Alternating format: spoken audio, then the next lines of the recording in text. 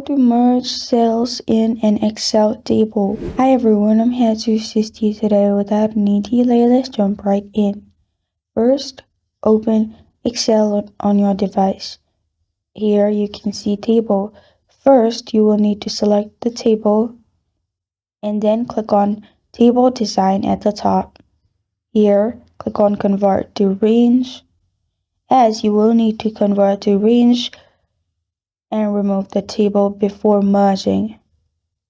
Press on yes, and it is range now. Now select the cells you want to merge, and here at the top you'll find merge in home. Simply click on merge in the home and then press on OK. After you do this, cells will be merged. And this is how to merge cells in an Excel table. Thank you for joining me today. If this video helps you out, please leave a like and subscribe for more. Got a question or want to suggest a topic, comment below. Thank you for watching.